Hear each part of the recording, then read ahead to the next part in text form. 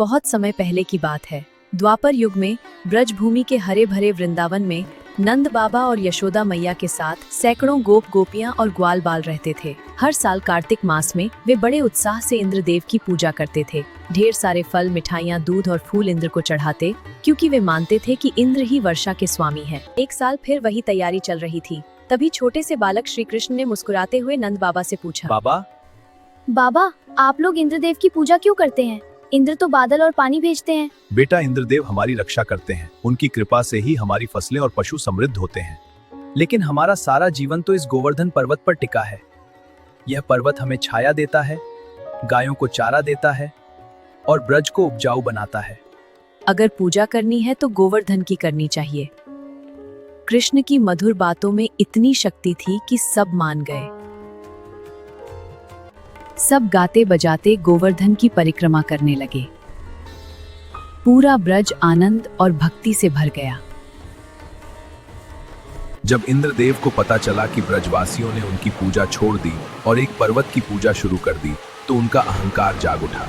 क्रोध में उन्होंने अपने मेघों को आदेश दिया, ब्रज पर इतनी भयंकर बारिश करो। काले बादल छा गए, बिजली चमकने लगी और 7 दिन 7 रात तक मूसलाधार बारिश होती रही। ब्रजवासी डर के मारे चीखने लगे, डरो मत मेरे प्रिय ब्रजवासियों, मैं तुम सबकी रक्षा करूंगा।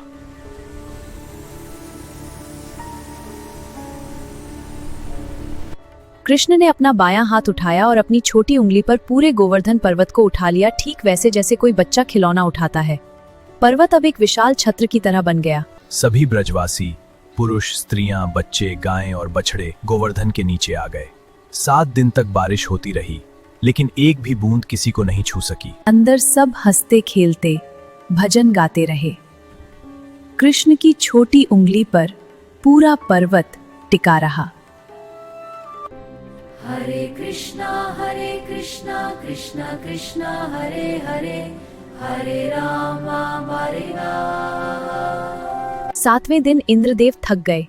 जब उन्होंने देखा कि एक छोटा बालक अपनी उंगली पर पर्वत उठाए खड़ा है, तो उन्हें एहसास हुआ कि ये कोई साधारण बालक नहीं, स्वयं भगवान है। उनका अहंकार टूट गया। इंद्र ने बादल रोके और कृष्ण से क्षमा मांगी। कृष्ण ने मुस्कुराते हुए उन्हें क्षमा कर दिया। तब श्री कृष्ण ने ब्रजवासियों से कहा, आज से हर साल गोवर्धन की पूजा करना, अन्नकूट लगाना और प्रकृति की रक्षा करना। तभी से दिवाली के अगले दिन गोवर्धन पूजा और अन्नकूट मनाने की परंपरा शुरू हुई। आज भी हम गिरिराज गोवर्धन की पूजा करते हैं और भगवान कृष्ण की लीला को याद करते हैं। राधे राधे, जय गिरिराज जी। हरे कृष्णा कृष्णा कृष्णा हरे हरे, हरे राम हरे राम।